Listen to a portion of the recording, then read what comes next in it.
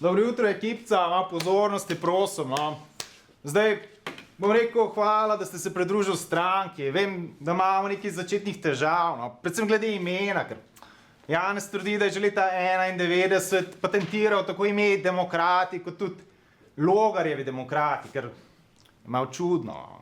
Ampak važno je meni, da držimo skupaj, da sodelujemo, no, da smo ta prava ekipca. No. Ne se mi dotikati. Moram se pohvaliti, da je ekipa res povezana in kot sem obljubil, moja stranka ni stranka nekih novih obrazov in nekih političnih novincev, ampak gre za preverjena imena in predvsem za ljudi, ki imajo ogromno političnih izkušenj. To je v bistvu moja prva služba.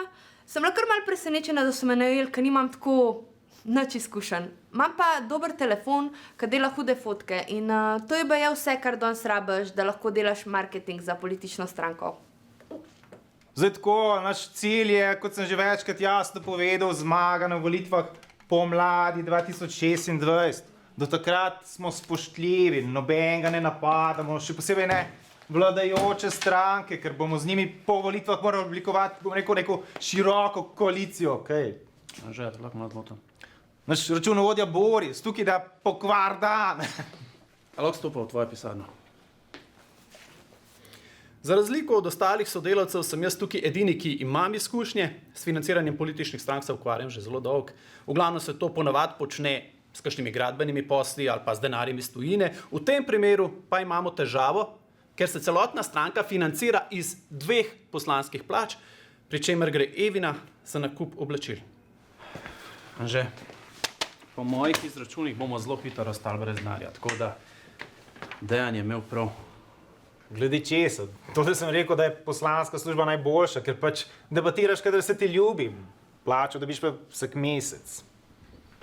Tudi to, predvsem pa to, da brez enega poslanca ostanemo brez poslanske skupine, s tem brez denarja. Denar pa rabimo, ker imamo oglase za plačati, prostore za plačati, računovodstvo Okej, ampak koliko denarja sploh imamo, no? Če bomo zelo šparali, bankrotiramo čez 6 mesecev.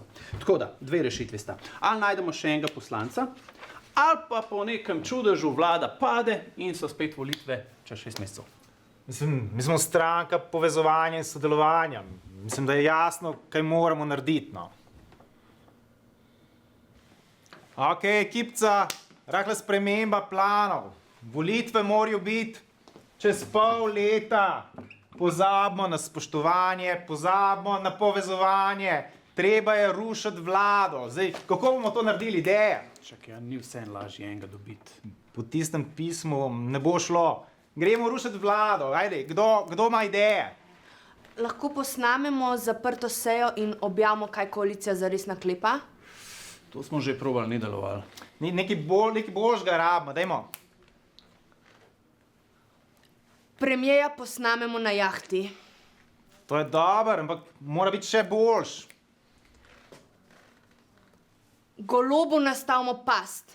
Zdaj smo že skoraj tam, sem nek... Goloba, Jankoviča in Kučana povabimo na kavo ob istem času na istem mestu. Ko bodo skupaj za mizo iz zasede pofotkamo, fotografijo pošljemo medijem, ki objavijo, da strici iz ozadja silijo predsednika vlade kot stopu. Eva, sem vedel, da nam bo enkrat prišlo prav, da si z nami, no? Ne se me dotikati. Ljudje že 20 let govorijo, da sem samo lepo brez, ampak politika je umazana igra. In tudi lepe punce se rade kdaj umažemo.